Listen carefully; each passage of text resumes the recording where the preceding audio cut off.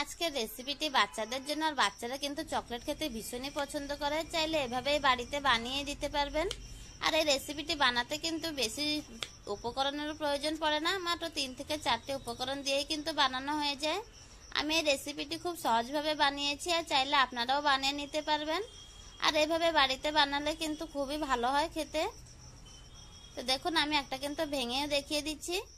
চকলেটটাকে আমি কিভাবে বানিয়েছি সেই রেসিপিটা আপনাদের সাথে শেয়ার করছি, তো পুরো ভিডিওটি দেখতে থাকুন, আশা করছি ভালো লাগবে। আমি এখানে হাফ কাপ কোকো পাউডার নিয়েছি। কোকো পাউডারটা কিন্তু যে কোনো সুপার শপে পাওয়া যায়। আর এখানে 500 ml দুধ আগে থেকে গরম করে নিয়েছিলাম, পুরোভাবে ঠান্ডা করে নিয়ে তারপরে এখন মিক্স করে নিচ্ছি। এবার দিয়ে দিচ্ছি হাফ কাপ চিনি, আর আমি এখানে 2 প্যাকেট গুঁড়ো দুধ দিচ্ছি। এই রেসিপিটিতে গুঁড়ো দুধ দিলে ভীষণই খেতে ভালো হয়। আর কর্নফ্লোর দিয়ে দিলাম এখানে হাফ কাপ। আমি এখানে কর্নফ্লোর দিয়েছি, আপনারা চাইলে কিন্তু আগার পাউডারও দিতে পারেন।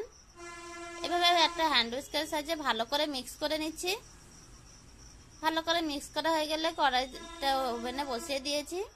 আর গ্যাসের ফ্লেমটা কিন্তু এখানে মিডিয়াম ফ্লেমে আছে। আর এইভাবে 3 থেকে 4 মিনিট রান্না করে নিতে হবে। কন্টিনিউয়াসলি রান্না করে যেতে হবে, না হলে কিন্তু নিচে লেগে যাবে। এভাবে আরো 1-2 মিনিট পর্যন্ত রান্না করে নিয়েছি। এবার একটা মোল্ডে রেখে দিতে হবে। আর আমার এই রেসিপিটি আপনারা কে কোথা থেকে দেখছেন আমাকে অবশ্যই কমেন্ট করে জানাবেন। তো দেখুন, আমার কিন্তু চকলেটের পুডিংটা কিন্তু একদম রেডি হয়ে গিয়েছে। এবার একটা মোল্ডে ঢেলে নিচ্ছি। খুব সহজে একটি রেসিপি বাড়িতে বানিয়ে দেখতে পারেন, এতে করে বাচ্চারা কিন্তু খুবই বেশি পছন্দ করবে, খেতেও ভীষণ ভালো হয়। এবার একটা মোল্ডে রেখে দিচ্ছি, ভালো করে এখানে সমান করে নিচ্ছি। তো দেখুন, উপর থেকে যে বাবলগুলো এসেছিল, বাবলগুলো কিন্তু এখানে একটা চামচের সাহায্যে কিন্তু মিশিয়ে নিচ্ছি।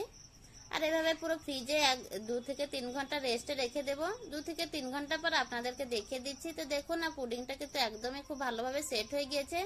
এবার আমি কেটেও দেখিয়ে দিচ্ছি। এরকম একটি সহজ রেসিপি বাড়িতে বানিয়ে নিতে পারবেন খুব সহজভাবে। আর বাড়িতে বানালে কিন্তু কমেন্ট বক্সে একদমই কমেন্ট করতে ভুলবেন না। তো দেখুন, চকলেটটা কিন্তু খুব সুন্দরভাবে হয়েছে, খেতেও যেমন অসাধারণ হয়, বানানোটা কিন্তু খুবই সহজ। আশা করছি আজকের ভিডিওটি আপনাদেরকে ভালো লেগে থাকবে। ভালো লেগে থাকলে অবশ্যই চ্যানেলটিকে লাইক কমেন্ট করবেন।